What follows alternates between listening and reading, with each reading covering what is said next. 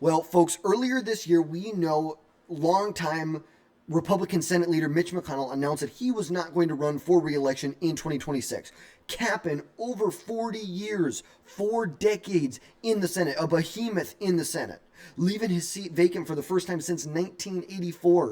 1984. It is a huge seat that's up for grabs, a seat that is going to be most likely be held by the Republicans. And now we have the political pundit Scott Jennings, who is best known for really roasting the shit out of the libs on CNN at 10 p.m. every night. He has said that if Trump wants this to happen, he would run to replace Mitch McConnell. Now, Mitch McConnell was a political titan, not seeking re-election after 40 years. Remember, this is what the map looked like in 1984. Reagan won Kentucky by over 20 points. Mitch McConnell barely, by about a half a percentage point, beat out the incumbent senator at the time. Won the state of Kentucky by about a half a percentage point. Won it by about 4 points. And ever since then, it has slowly shifted more and more and more to the right. It just keeps going further and further. And obviously, there's little pullbacks here or there, but ultimately, it is a seat that has trended heavily to the right since Mitch McConnell was elected back in 1984. Now, Scott Jennings, he's 47 years old. He is a conservative political commentator on CNN right now. Recently just signed a big deal to keep him at CNN. We don't know how much they're paying him, but obviously no one watches CNN for everybody else. They watch it for Scott Jennings. They definitely don't watch it for Anna Navarro. There's no doubt about that. But he is known for really defending President Donald Trump's agenda and sparring with the liberal panelists on these shows. He is a great communicator, a great debater. He is just absolutely great at this game that you have to play. He is just really, really good at it. He's a fierce defender of Donald Trump's policies, and he makes it make sense. He can take a super complicated issue, break it down, and he can help you understand it at such a, something super complicated. You can break it down into bite-sized pieces that really help you understand exactly what is going on. Now, he was born in Kentucky, currently lives in Western Kentucky, and was a graduate of the University of Louisville, where he was McConnell's scholar. He was a longtime Republican strategist with deep ties to Kentucky politics. Now, like we said, he is a former advisor to Mitch McConnell. He worked on multiple Mitch McConnell campaigns in the early 2000s and served as a special assistant to President George W. Bush and deputy under Karl Rove in Bush's second term. Now, he also founded the PR firm, a Kentucky-based consultant firm in 2012, which is called Run Switch PR. Now, Scott Jennings really gained a lot of national visibility on CNN, who's often praised by conservatives and people on the right and in the Trump administration for challenging liberal narratives. He's just not afraid to do it. And he recently appeared at Trump's 100-day rally in Michigan, was actually called on stage during this, was called on stage at Donald Trump's 100-day rally in Michigan, where he really, let's just take a listen. I don't need to explain it. Thank you.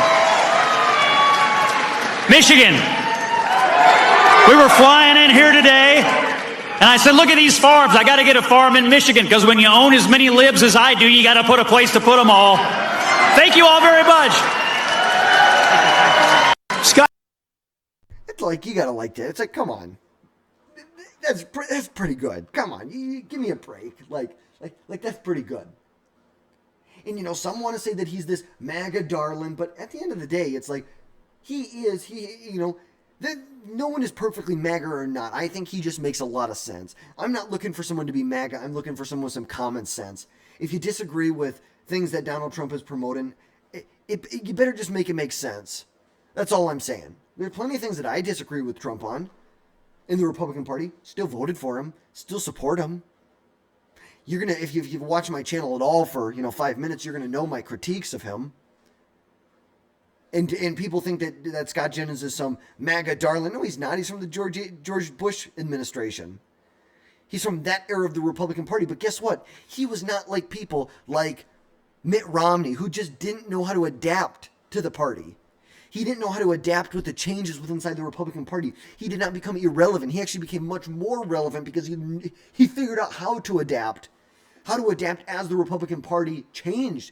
We're a much different Republican Party today than we were 25 years ago. But Scott Jennings, he has a mix of media prominence, political experience, and his Kentucky roots do make him a notable contender for Mitch McConnell's seat in the 2026 United States Senate election in Kentucky. But is he actually running? As of right now, no.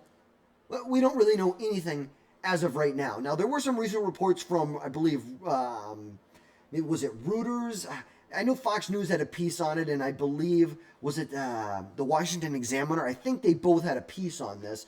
But they were reporting that Jennings is considering running to replace Mitch McConnell, like we said, who announced his retirement in February. Now, Jennings responded to some of these reports about a Senate bid, but didn't confirm, saying, basically saying the internet's a crazy place, and we have there's a lot of space between now and next May when you're going to see these primaries really start to occur. But the Washington Examiner did say that Jennings is, quote, open to running, but said he would need Donald Trump's approval if he were to jump in this race. At the White House Correspondents' Dinner, it sounds like he had made some offhanded comments there that he would be open to running for Mitch McConnell's seat if Donald Trump gave him the nod. Obviously, there's some pretty big names in this race already, like Daniel Cameron, the former Attorney General from Kentucky. He was the nominee for the Republicans for governor in 2023. He lost really a close election to Andy Beshear in 2023. I believe he was the state's first black Attorney General, Daniel Cameron. Yeah, Beshear won by 5 points. Wow. Gosh, he only won it by less than half a percentage point back in 2019. Now he's winning it. You're winning it by 5 points. That's a pretty big shift. And then also U.S. Representative Andy Barr, who's been a representative for, I think, like a little over a decade now at this point. You've also had some other people like Nate Morris, Kelly Craft, who is the former ambassador to the United Nations under Trump's first administration after Nikki Haley, but some big names that aren't in here. Obviously Mitch McConnell, but James Comer, Thomas Massey, David Osborne, Speaker of the House. You have a couple representatives, Mitch McConnell. And Andy Barr has picked up a number of pretty big endorsements right now and has $5.3 million cash on hand right now. Hal Rogers. You have Steve Scalise, Elise Stefanik. You have some state senators. Kim King, who's a state representative. And then Riley Gaines, who's an activist, obviously known for really being discriminated against by the transgender community. We're not going to get into that right now. But obviously some other big names, Andy Barr and Daniel Cameron, are some pretty big names that are in this race right now. And on the American Experiment podcast, Jennings did hint at running if the Democrat governor, Andy Beshear, enters the race, which is kind of interesting because I think Beshear would be pretty competitive in that race. Now, there is some talks, maybe Beshear's running in 28, maybe he's trying to keep his options open for that, but I think he'd be well served to run for the Senate, Beshear. But I think it would be a good race. But ultimately, we don't have any data right now. Obviously, Daniel Cameron has been leading the polls. We just have to see. We need some polls to come out with Scott Jennings in these polls. We need to hear Trump. What does he have to say on this? And apparently, there's been some encouragement from inside the GOP that are really privately encouraging Scott Jennings to run. There's conservative pundit Eric Erickson posted on X a couple months ago that there's only one person to replace Mitch McConnell. One person to replace Mitch McConnell. And you're looking at him right here. You are looking at him right here.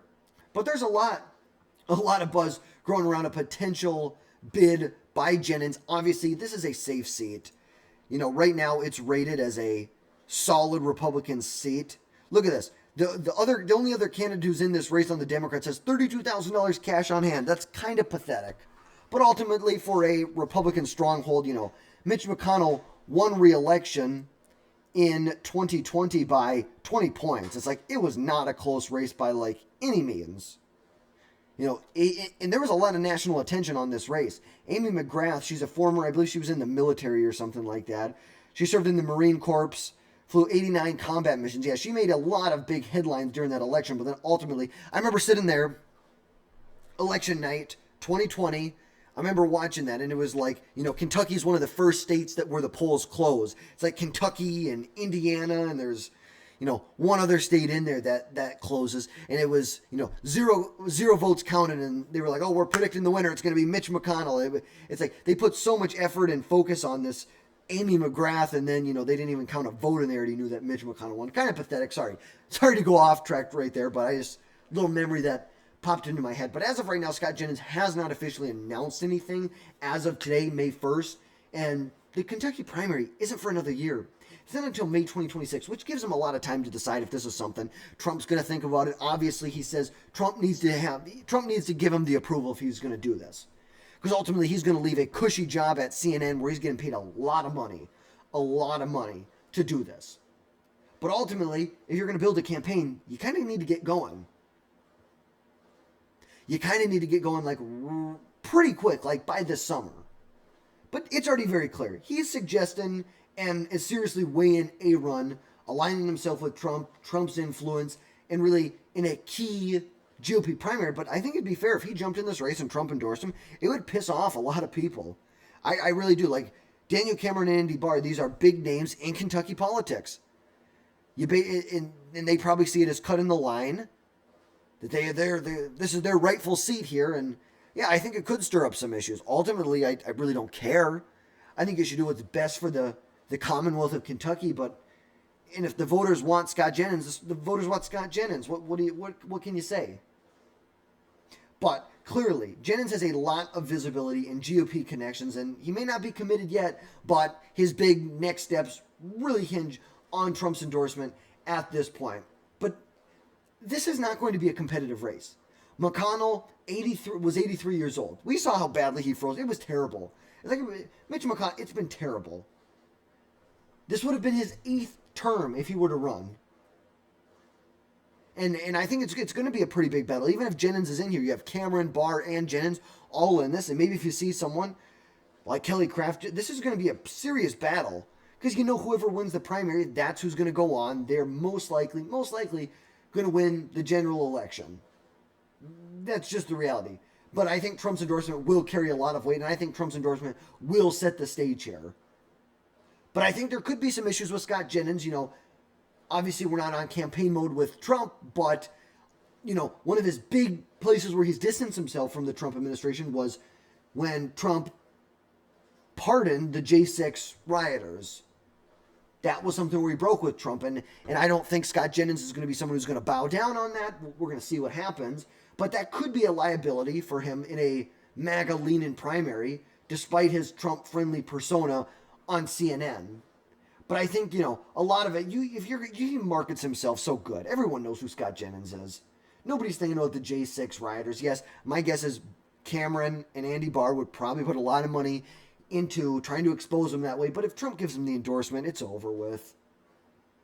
It really is. And the guy's good on the camera. He's savvy. He's media savvy. He's good in front of the camera.